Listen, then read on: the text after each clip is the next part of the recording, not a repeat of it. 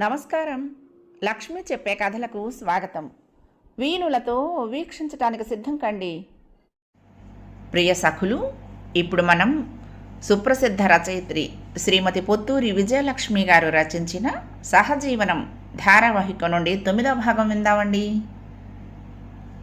తులసి కోట దగ్గర కూర్చుని నిశ్శబ్దంగా ఏడుస్తున్న అత్తగారిని చూడగానే జాలేసింది మాధురికి. ఆదరంగా పక్కన కూర్చుని వీపు మీద చేయి వేసింది. అత్తయ్య, ఏమిటిది? రాజేష్ ఎక్కడికి వెళ్ళాడని? మంచి ఉద్యోగం కోసం మరొక చోటుకి వెళ్ళాడు అంతే కదా అంది ఓదార్పుగా. వాడిని వదిలి ఒక్కనాడు కూడా ఉండలేదు నేను. ఇన్నాళ్ళు అవసరం రాలేదు కాబట్టి ఉండలేదు, ఇప్పుడు అవసరం వచ్చింది కాబట్టి ఉండాలి అంది ఆప్యాయంగా. నీకేం తెలుసు? భర్త అస్తవ్యస్తం మనిషి. నేను ఎంత కష్టపడి ఈ పిల్లల్ని పెంచుకొచ్చానో ఆ భగవంతుడికి ఎరుక ఉక్రోషంగా చెప్పింది ఆవిడ. పిల్లల్ని పెంచటం తల్లిదండ్రుల బాధ్యత.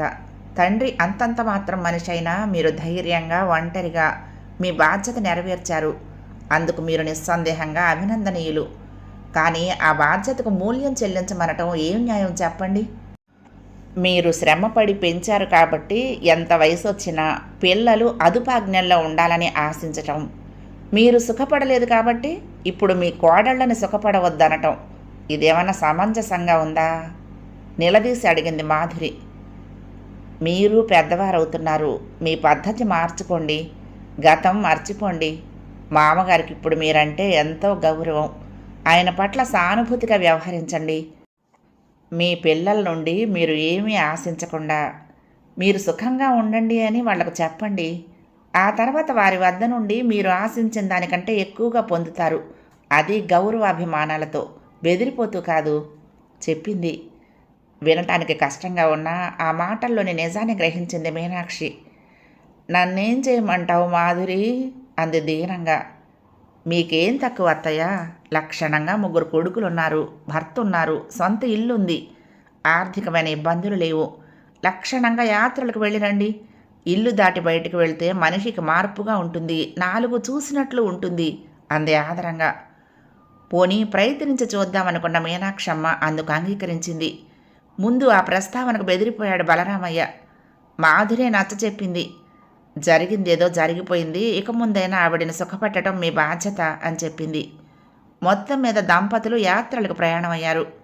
మీకేం తీసుకురాను? రైలు దగ్గర అడిగింది మీనాక్షమ్మ కోడళ్ళని.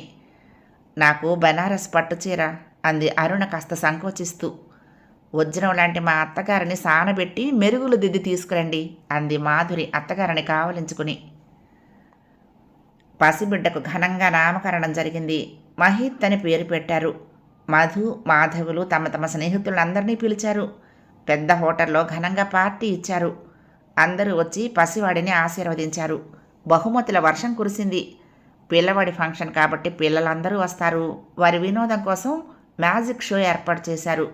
ఆ మెజిషియన్ చేసే విన్యాసాలకు పిల్లలే కాక పెద్దలు కేరింతలు కొడుతూ ఆనందించారు. మహిత్ని అందరూ ఆశీర్వదించారు. వీడు తల్లిలా ఉద్యోగం చేస్తాడా, తండ్రిలా ఇంటి పట్టున ఉంటాడా అని అడిగారు కొంతమంది. పెద్దయ్యాక వాడే నిర్ణయించుకుంటాడు అన్నాడు మధు నవ్వుతూ. 21వ రోజున శాస్త్రోక్తంగా ఉయ్యాల పేరంటం జరిగింది. తాతగారులిద్దరూ బజార్లన్నీ గాలించి కళాత్మకంగా ఉండే ఉయ్యాల కొని తెచ్చారు. అమ్మమ్మ నాయనమ్మ పోటీలు పడి మిఠాయిలు చేయించి పేరంటాళ్ల కోసం బహుమతులు అమర్చి హడావుడి పడ్డారు. పార్టీ రోజున మొత్తం బాధ్యత తనపై వేసుకున్న మధు ఆ ఫంక్షన్ పూర్తిగా పెద్దవాళ్లకు వదిలేసి కొడుకుతో ఆడుకుంటూ కూర్చున్నాడు. ఆ వేడుక కూడా సరదాగా గడిచిపోయింది. మరొక 10 రోజులుండి ప్రయాణం కట్టారు భవానీ, భానుప్రతాప్. అసలు కంటే వడ్డీ ముద్దు కాబట్టి మనవణ్ణి వదలలేక వదిలి వెళ్ళారు. వాళ్ళు వెళ్ళిన వారం రోజులకే డ్యూటీలో చేరింది మాధవి. ముందుగానే పీడియాట్రిషియన్తో మాట్లాడి ఫీడ్ గురించిన సలహాలు తీసుకుని బాబుకి పోతపాలు కూడా అలవాటు చేయటం వలన శ్రమేమీ కాలేదు. భర్త మీద ఎనలేని నమ్మకం ఉండటం వలన వస్తాను రమ్మహి, మళ్ళీ సాయంత్రం వస్తాను అని చెప్పి వాడి బొగ్గ మీద ముద్దు పెట్టుకుని వెళ్ళింది. కానీ సాయంత్రం దాకా ఉండలేనేమో అని దిగులు పడిపోయి ఆఫీసుకు చేరగానే ఫోన్ చేసింది. మధ్యాహ్నం లంచ్కి వచ్చేస్తాను, సాయంత్రం దాకా వాడిని చూడకుండా ఉండలేను అని చెప్పింది.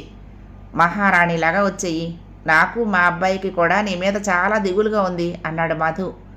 లంచ్కి వచ్చేసి వాడికి పాలిచ్చి వెళ్ళిపోయింది. ఇది కాస్త శ్రమతో కూడిన వ్యవహారమే.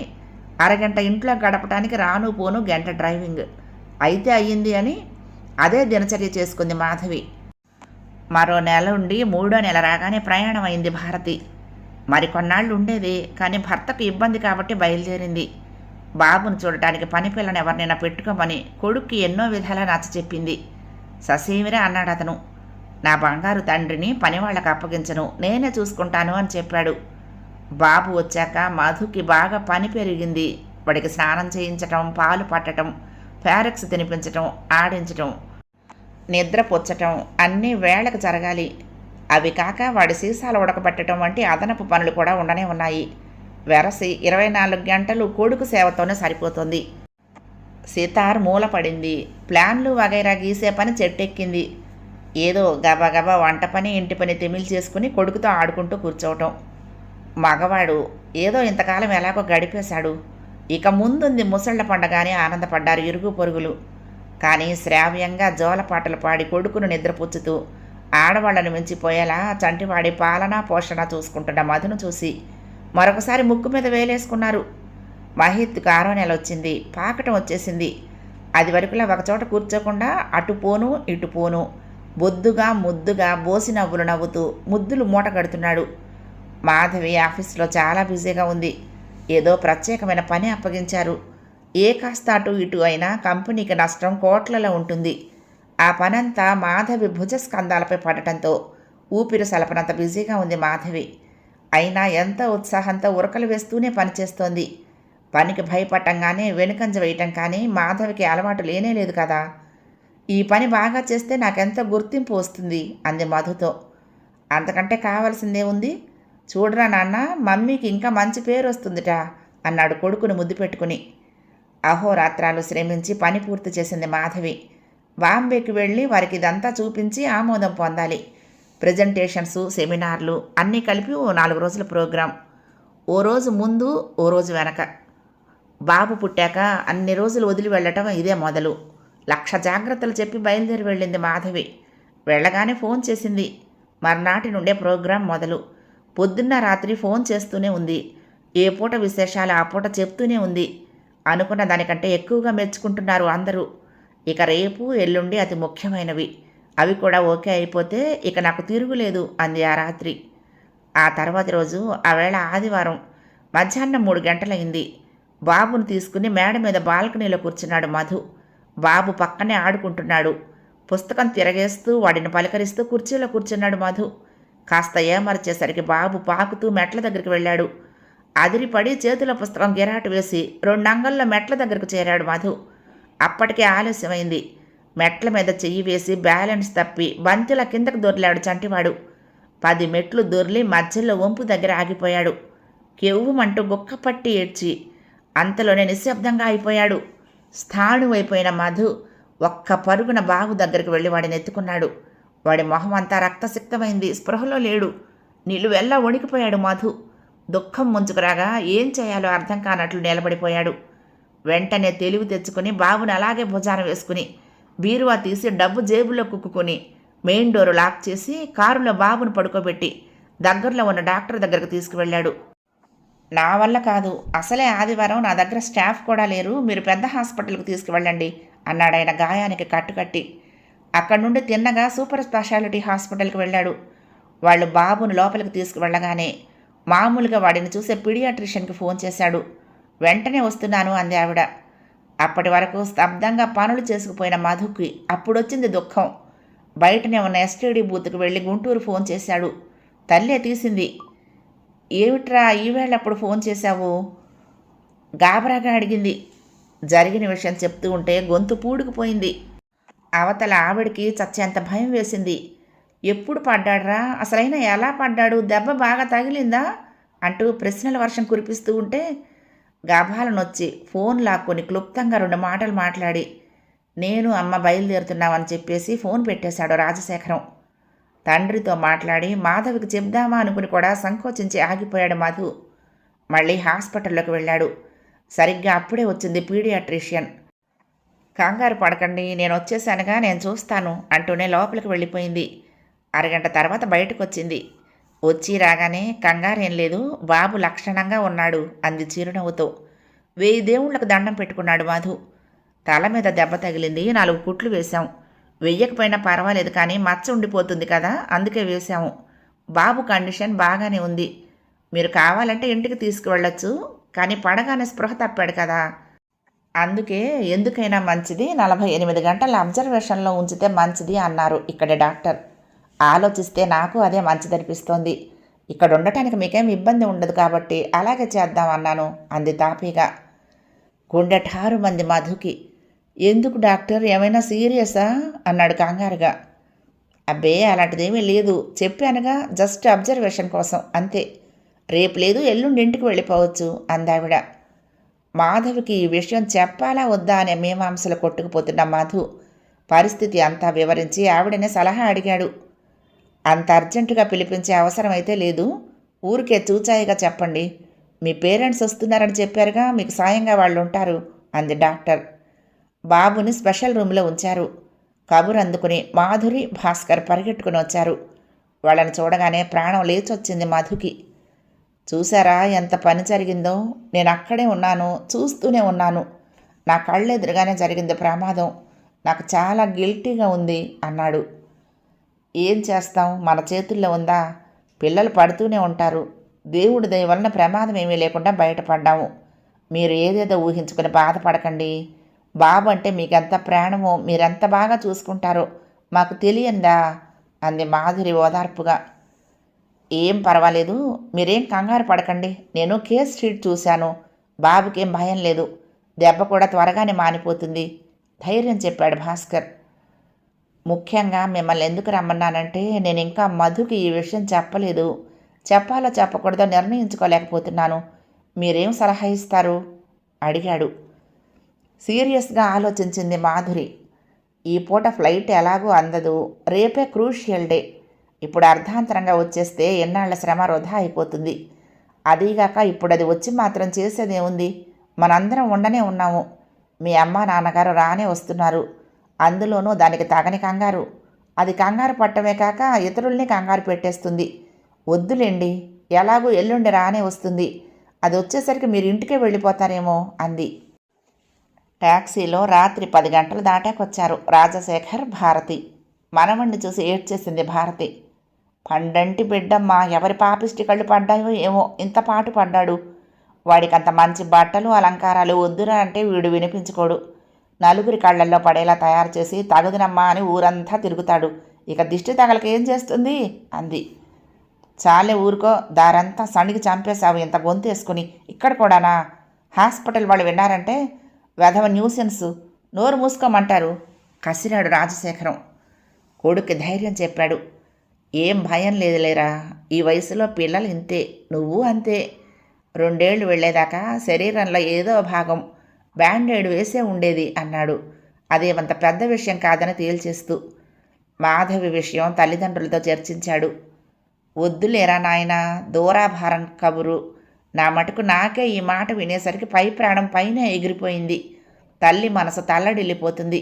అసలే బేల మనసుది బిడ్డ, ఒంటరిగా ఉంది, తట్టుకోలేదు. ఇక్కడ మనం అందరం ఉన్నాంగా, చాలే, వచ్చాక తెలిసినా పర్వాలేదు అంది భారతి. రాజశేఖరం కూడా భార్యనే బలపరిచాడు. మాధవికి చెప్పొద్దని నిర్ణయించుకున్నాడు మాధవ్. అత్తగారు మామగారులకు మాత్రం ఫోన్ చేసి పరిస్థితి వివరించాడు. ముందు కాస్త కంగారు పడినా విషయం తెలుసుకుని సర్దుకున్నారు వాళ్ళును. రేపొద్దున ఓసారి ఫోన్ చేసి చెప్పండి అన్నారు. ఆ రాత్రి చాలా ఆలస్యంగా హోటల్ రూమ్కి వచ్చింది మాధవి. రాగానే ఫోన్ చేసింది.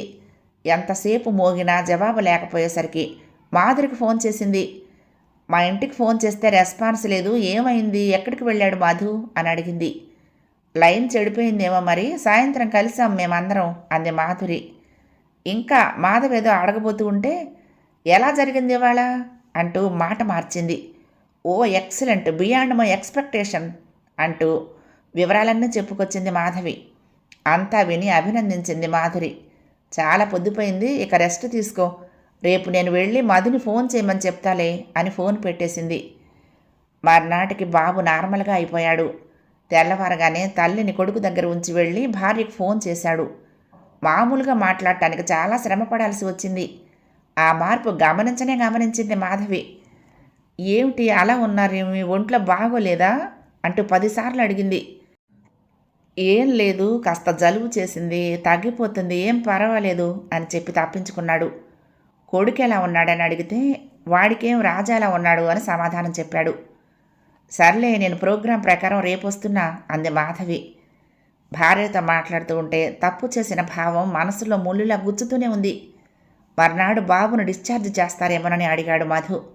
మధ్యాహ్నం స్పెషలిస్ట్ వస్తారు, ఆయన ఓసారి చూసేస్తే పంపించేస్తాం అన్నారు. అలా అయితే తను ఎయిర్పోర్ట్కి వెళ్ళటం వీలవదు కాబట్టి ఫోన్ చేసి ఆఫీస్ కారు తీసుకువెళ్ళమని చెప్పాడు. తను అటు నుండి ఇంటికి వచ్చేసరికి కాస్త ముందే ఇంటికి చేరిపోతాం అనుకున్నాడు మధు. తీరా ఆ స్పెషలిస్ట్ రావటం కాస్త ఆలస్యమైంది. వచ్చాక బాబును చూడటానికి రావటం మరి కాస్త ఆలస్యం జరిగింది. ఆ తర్వాత పేపర్లు తయారు చేయటం, సంతకాలు పెట్టడం, బిల్లు కట్టడం వగైరా తతంగానికి మరి కాస్త సమయం పట్టింది. అన్నీ ముగించి ఆదరా బయలుదేరారు. విమానం దిగి బయటికి రాగానే మధు బాబు బదులుగా ఆఫీస్ డ్రైవర్ కనిపించేసరికి తెల్లబోయింది మాధవి. నువ్వొచ్చావేం, అయ్యగారు రాలేదు అడిగింది. ఏమో తెలియదు మేడం, నన్ను వెళ్ళమంటే నేను వచ్చాను అన్నాడు అతగాడు. మధుకి ఒంట్లో బాగోలేదేమో, రాలేదేమో అనుకుంది మాధవి. ఇల్లు చేరగానే ఇంట్లో పని మనిషి మాత్రమే ఉండేసరికి అయ్యగారు లక్ష్మి అని అడిగింది.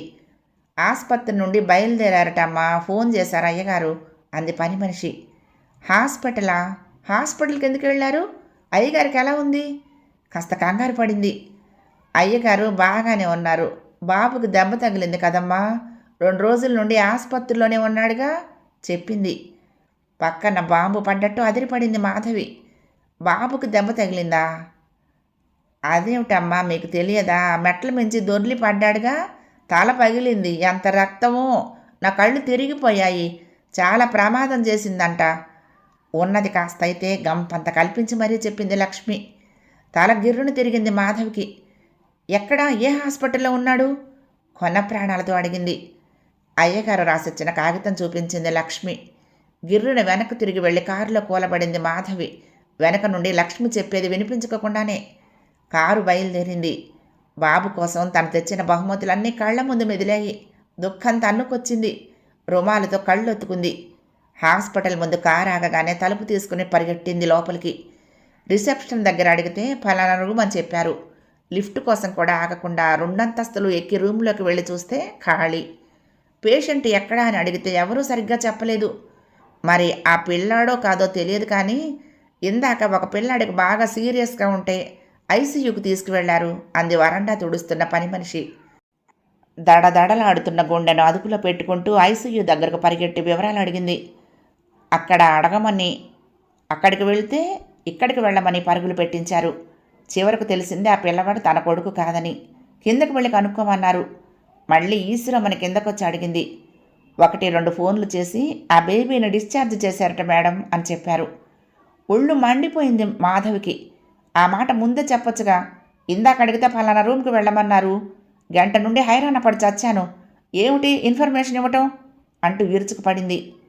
సారీ మేడం, 1 గంట కిందటే డిశ్చార్జ్ చేశారట, ఆ ఇన్ఫర్మేషన్ మాకు రాలేదు అన్నారు వాళ్ళు అతి మామూలుగా.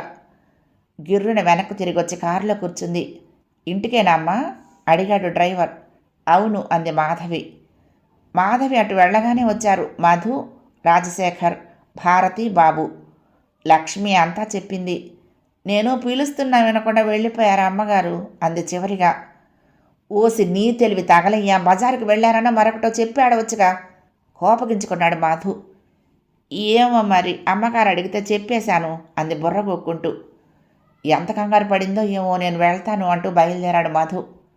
మళ్ళీ చెరోదారి అయిపోతారేమోరా, ఇక్కడే ఉండి వచ్చేస్తుంది అంది భారతి. భార్య కోసం గేటు దగ్గరే నిలబడ్డాడు మధు. ఇంకా రాలేదు అని కాలు కాలిన పిల్లిలా తచ్చాడుతూ కంగారు పడుతూ ఉండగానే వచ్చేసింది మాధవి.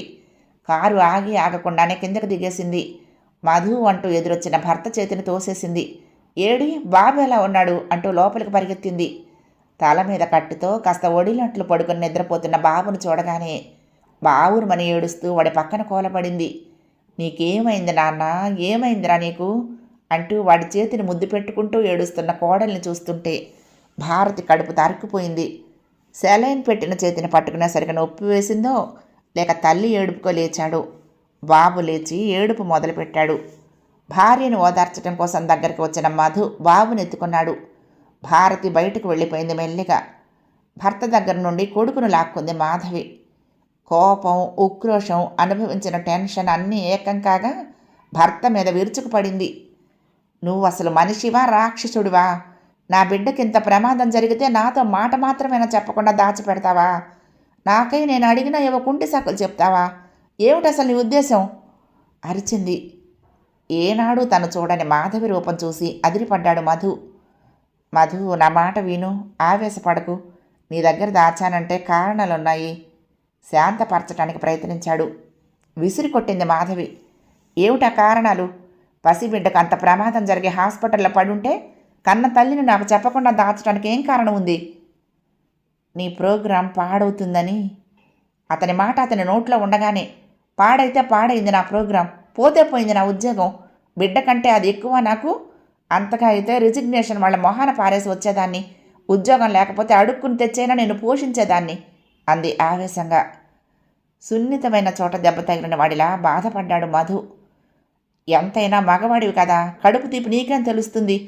అదే నేను ఇంట్లో ఉండి నువ్వు ఏ ఆఫీస్ పని మీద బయటికి వెళ్ళుంటే ప్రథమ కర్తవ్యంగా నిన్ను వెతికి పట్టుకుని కబురు అందించేదాన్ని. మగవాడివి కదా, నీది రాతి గుండె, అందుకే అంత శ్రమ పడదలుచుకోలేదు సరికదా. నాకై నేను ఫోన్ చేసినా చెప్పలేదు. ఈ అభాండాలను, ఆరోపణలను సహించలేకపోయాడు మధు. అతనికి కోపం వచ్చింది. ఏమిటా అర్థం లేని మాటలు? నేను చెప్పేది విని పరిస్థితిని అర్థం చేసుకుని అప్పుడు నాది తప్పనిపిస్తే నన్నేమైనా అను. అసలు జరిగిందేమిటో తెలుసుకోకుండా నోరు పారేసుకుంటావేం? నీకు తెలిస్తే అనవసరంగా కంగారు పడతావు అని దాచిపెట్టాను విసురుగానే సమాధానం చెప్పాడు. కంగారు పడితే పడతాను, అయినా కంగారు పడిపోవటానికి నేనేం పసిపిల్లనా? పరిస్థితి నాకు వివరంగా చెప్తే రావాలో మానాలో నేను నిర్ణయించుకునేదాన్ని అంది. ఏమో, నీకింత కోపం వస్తుందని నేను అనుకోలేదు. అప్పటికి మాధురిని, భాస్కర్ని, అమ్మా నాన్నలని, డాడీ మమ్మీలని అందరినీ అడిగాను. అందరూ నీకు చెప్పొద్దని అన్నారు. అతని మాటలకు మరింత ఉక్రోషంతో విరుచుకుపడింది మాధవి. అంటే అందరికీ తెలుసు కానీ నాకు మాత్రమే తెలియకుండా దాచావు, అంతేగా? పనిలో పని ఊళ్ళో అందరినీ సలహాలు అడగకపోయావా? ఆ వ్యంగ్యానికి ఒళ్ళు మండింది మధుకి. నేనేం ఊళ్ళో వాళ్ళ సలహాలు అడగలేదు. శ్రేయోభిలాషులు కాబట్టి వాళ్లతో చర్చించాను. అయినా నాదే బుద్ధి తక్కువ. నీ వైపు నుండి ఆలోచించకుండా అప్పుడే ఫోన్ చేస్తే సరిపోయేది. బోలెడని తెలివితేటలున్నాయి ఎందుకు? అసలు ఏమిటి విషయం, ఏం జరిగింది అని అడగటం, తెలుసుకోవటం మానేసి నీ ఇష్టం వచ్చినట్టు మాట్లాడతావేం? నేనెంత హింస అనుభవించానో, నేనెంత మదన పడ్డానో కాస్తంతైనా అర్థం చేసుకోవేం? అవునులే, ఆడబుద్ధి పోనిచ్చుకున్నావు కాదు. ఎదుటివారి బాధ అర్థం చేసుకోకుండా ఆడిపోసుకోవటం మీ జన్మ హక్కు కాదు. తను వ్యంగ్యపు బాణం విసిరి బదులు తీర్చుకున్నాడు. తోక తొక్కిన త్రాచులా లేచింది మాధవి. నిజమే మరి, నేను ఆడబుద్ధి పోనిచ్చుకున్నాను కాదు. సరే, మీరు మాత్రం మగబుద్ధి పోనిచ్చుకున్నారా? సంపాదించి తెచ్చిపోస్తూ ఉంటే హాయిగా ఇంటి పట్టున ఉంటున్నా మీ పౌరుషం తగ్గిందా? తప్పు చేసి కూడా సమర్థించుకోవటం మరి మీ జన్మ హక్కు కదూ. మొహాన వేడినీళ్లు కొట్టినట్లయింది మధుకి. హాల్లో నుండి వద్దనుకున్న చెవులు పడుతున్న ఈ ఘర్షణ వింటున్న రాజశేఖరం, భారతి కూడా త్రుళ్ళిపడ్డారు. భారతి లోపలికి వెళ్ళబోతూ ఉంటే చెయ్యి చాపి వారించాడు రాజశేఖరం. తెచ్చిపోస్తున్నానని బాధపడొద్దులే, నేను బయటికి వెళ్ళి ఉద్యోగం చేసి 4 రాళ్లు సంపాదిస్తాను అన్నాడు మధు. యువతల పిల్లవాడి గురించి మాట్లాడుతూ ఉంటే అతను అలా అనటంతో మరింత పేట్రేగిపోయింది మాధవి. మహారాజులా సంపాదించుకోండి, నన్ను నా కొడుకుని పోషించాల్సి వస్తుందని మాత్రం భయపడకండి, మాకున్నది మాకు చాలు అనేసింది. విసురుగా బయటకొచ్చి నుంచున్న పాటన ఇంట్లో నుంచి బయటకు వెళ్ళిపోయాడు. నెత్తిన చేతులు పెట్టుకుని కూర్చున్నారు భారతి, రాజశేఖరం. ఏమిటండి ఇది? మొన్నటికి మొన్న పసిబిడ్డ అంత పాటన పడటం, చిలక గోరింకల్లా ఉండే వీళ్ళిద్దరూ ఇలా ఘర్షణ పడటం, ఏమిటిదంతా? చూస్తూ ఉంటే దుష్టగ్రహ ప్రభావంలా ఉంది. పోనీ ఓసారి తెనాలి వెళ్ళి మన శాస్త్రి గారికి వీళ్ళ జాతకాలు చూపించుకొస్తారా అంది భారతి. చాలే ఊరుకో, ఓ చెంప పిల్లలు పోట్లాడుకుంటున్నారే అని మదన పడుతూ ఉంటే జాతకాలు చక్రాలు అంటావేం? నీకు మధ్య చాదస్తం ఎక్కువ అవుతోంది కసిరాడైన. మధ్యాహ్నం భోజనాల వేళ అవటంతో మెల్లగా లోపలికి వెళ్ళింది భారతి. మధు, భోజనం చెయ్యమ్మా, ఆలస్యం అవటం లేదు, బాబు దగ్గర నేను కూర్చుంటానులే అంది ఏమీ జరగనట్లే. నాకొద్దమ్మా, ఆకలి లేదు అంది ముభావంగా. ఎందుకుండదు, ప్రయాణం చేసి వచ్చావు, పిల్లలకేవో దెబ్బలు తగులుతూనే ఉంటాయి. దానికోసం ఇంత దిగులు పడితే ఎలాగమ్మా? అయినా వీడికి ఏమైందని 2 రోజుల్లో కుట్లు విప్పుతారు. అలా అభోజనంగా ఉండకూడదు పదమ్మా అంటూ బలవంతాన లేవదీసింది. సాయంత్రం అయింది, రాత్రి అయింది. మధు ఇంటికి రాలేదు. ఏ ఫ్రెండ్ ఇంటికి వెళ్ళుంటాడు, వాడే వస్తాడు, పడుకోండి అన్నాడు రాజశేఖరం. మధు మర్నాడు రాలేదు. ఆ మర్నాడు రాకపోయేసరికి కాస్త కంగారు పడ్డారు. రాజశేఖరం వెళ్ళి మధు పాత ఫ్రెండ్ని కలిశాడు. అతను మరో స్నేహితుడి రూమ్లో ఉంటున్నట్లు తెలిసింది. అక్కడికి వెళ్ళాడు వెతుక్కుంటూ. లుంగీ కట్టుకుని పడుకుని ఉన్నాడు మధు. తండ్రిని చూడగానే లేచి కూర్చున్నాడు. మహిత్ ఎలా ఉన్నాడు నాన్న అడిగాడు ఆత్రంగా. బాగున్నాడు రా, రేపు స్టిచ్చెస్ విప్పుతారు చెప్పాడు రాజశేఖరం. మరి అమ్మకు బాగా శ్రమ అవటం లేదు వాడిని చూసుకోవటం అడిగాడు. ఎందుకు? మాధవి సెలవు పెట్టి ఇంట్లోనే ఉందిగా అన్నాడు ఆయన. బాంబే నుండి రాగానే ఊపిరి సలపని పని ఉంటుంది మధు, అవన్నీ సెటిల్ చేస్తే కానీ లాభం లేదు. ఓ 1 నెల రోజులు తిండి ప్రాప్తం నిద్ర ప్రాప్తం లేనట్లే అని ఎన్నోసార్లు తనతో చెప్పింది మాధవి. మరి ఎలా అనుకున్నాడు మధు ఆశ్చర్యంగా. ఇంతలోనే పోన్లేదు నాకెందుకు అనేసుకున్నాడు. ఇంటికి రాకుండా ఇక్కడేం చేస్తున్నావురా? తండ్రి మాటలకు ఆలోచనలో నుంచి బయటపడి ఏదైనా ఉద్యోగం చూసుకుందాం అనుకుంటున్నాను నాన్నగారు అన్నాడు. నీకిప్పుడు ఉద్యోగం చూసుకునే అవసరం ఏమిట్రా? అయినా నువ్వు కూడా బయటికి వెళ్తే బాగునెవరు చూస్తారు అన్నాడు ఆయన. మౌనంగా ఉండిపోయాడు మధు. మాధవి చిన్నపిల్ల. ఆవేశంలో ఏదో తొందరపడి ఒక మాట అన్నదే అనుకో, దాన్ని ఎంత సీరియస్గా తీసుకోవాలా? నచ్చ చెప్పాడు రాజశేఖరం. మనసులో ఉన్న ఆలోచనలే ఆవేశంలో బయటపడతాయి నాన్నగారు. అసలు నాదే తప్పు. మరి కాస్త లోతుగా ఆలోచించి ఏదో ఉద్యోగం చేస్తూ ఉంటే బాగుండేది గంభీరంగా సమాధానం చెప్పాడు మధు. సర్లే ఇప్పుడు ఆలోచించావుగా, ఇప్పుడు చేద్దు కానీ ముందింటికి రా అన్నాడు తండ్రి. మాధవి తీసుకురమ్మని పంపించిందా? లేదురా, నేనే వచ్చాను. తర్వాత వస్తానులే, మీరు వెళ్ళిరండి అన్నాడు. ఎన్ని విధాల నచ్చ చెప్పినా వినలేదు. మందలించినా తలొంచుకుని ఊరుకున్నాడు. చివరికి విసిగేసి ఇంటికి వచ్చేశాడు రాజశేఖరం. మాధవి భారతి హాల్లోనే కూర్చుని ఉన్నారు. భర్త రాగానే అడిగింది భారతి, ఏమైంది, బాబు కనిపించాడా అంటూ. కనిపించక ఎక్కడికి పోతాడు, వాసు రూమ్లో ఉన్నాడు తాపీగా చెప్పాడాయన. వాసు రూమ్లోనా? అక్కడేం చేస్తున్నాడు ఆశ్చర్యంగా అడిగింది ఆవిడ. ఉద్యోగం కోసం వెతుకుతున్నాడట. ఉద్యోగమా? వాడికెందుకు? ఉద్యోగం ఇంత హఠాత్తుగా కావాలంటే మాత్రం దొరుకుతుందా? ఎన్నాళ్ళు పడుతుందో? అంతదాకా అక్కడే ఉంటాడటనా? చిరాగ్గా అడిగింది. ఏమో నాకేం తెలుసు. ఈ పిల్లలతో అదే గొడవ. వాళ్ళకు తోచిందే చేస్తారు తప్పితే మన మాట వింటారా? వాళ్ళిష్టం. పెద్దవాళ్ళం కాబట్టి చెప్పి చూస్తాము, మన నోటి దురద ఆపుకోలేక అన్నాడు ఆయన. ఈ సంభాషణ అంతా వింటూ ఉన్న మాధవి మెల్లిగా లేచి లోపలికి వెళ్ళిపోయింది. మధు ఉద్యోగం చూసుకుంటాడా? చిన్న చితక ఉద్యోగాలు చేయటం నాకు ఇష్టం లేదని చెప్పింది అతనేగా. ఇప్పటికిప్పుడు ఎక్కడ దొరుకుతుంది? దొరికేదాకా అక్కడే ఉంటాడా? అన్నీ ప్రశ్నలే, సమాధానాలు లేని ప్రశ్నలు. సరే కానీ అతనిష్టం. ఇల్లు వదిలిపోయింది అతను, తిరిగి రావాల్సింది కూడా అతనే అనుకుంది పంతంగా. మరో 4 రోజులు గడిచాయి. బాబు పూర్తిగా కోలుకున్నాడు. ఇక మనం వెళ్దామా? ముందు పెట్టిన సెలవు కాక మరొక 4 రోజులు పొడిగించాను కూడాను. మళ్ళీ పొడిగిస్తే వాళ్ళు ఏడుస్తారు అన్నాడు రాజశేఖరం. చదివేస్తే ఉన్నమతి పోవటం అంటే ఇదే. నేనెలా వస్తాను? ఇంట్లో పసిబిడ్డ, అది ఆఫీస్కి వెళ్తుంది. నేనుంటాను, మీరు వెళ్ళండి అంది భారతి. ఎన్నాళ్ళు ఉంటావు అడిగాడు ఆయన. ఏమో నాకు మాత్రం ఏం తెలుసు, చూద్దాం కొన్నాళ్ళు, ఆపై భగవంతుడి దయ అనేసింది. ఆయన వెళ్ళిపోయాడు. వీళ్ళిద్దరికీ గొడవలు వచ్చాయని అందరికీ తెలిసింది. అమ్మయ్య అనుకుని ఆనందపడ్డారు కొందరు. అయ్యో పాపం, చూడ చక్కని జంట, కన్నుల పండుగగా ఉండేవారు, ఏం గొడవలు వచ్చాయో ఏం పాడో అనుకున్నారు ఇంకొందరు. అందరికంటే ఎక్కువ బాధపడింది మాధురి. అసలు ఆ విషయం వినగానే నమ్మలేదు. ఏప్రిల్ నెల నడుస్తుందేమోనని క్యాలెండర్ చూసింది. కాదని నిర్ధారించుకొని వెంటనే స్నేహితురాలి దగ్గరకు పరిగెట్టింది. జరిగిందంతా తెలుసుకొని చెడామడా తిట్టింది. అతన్ని అలా అనటానికి నీకు నోరెలా వచ్చిందే? అప్పుడు ఆ పరిస్థితుల్లో ఎవరున్నా అలాగే చేసేవారు. ఎక్కడ నీ కెరియర్ దెబ్బతింటుందో అని తాపత్రయపడినందుకు బాగానే బుద్ధి చెప్పావు అంది. 9వ భాగం సమాప్తం. 10వ భాగంలో ఈ ధారావాహిక ముగింపును వినేద్దామండి. మీకు ఈ కథ నచ్చితే తప్పకుండా లైక్ చేయండి, షేర్ చేయండి, కామెంట్ చేయండి, సబ్స్క్రైబ్ చేసుకుని నన్ను ఎంకరేజ్ చేయండి. ఉంటానండి.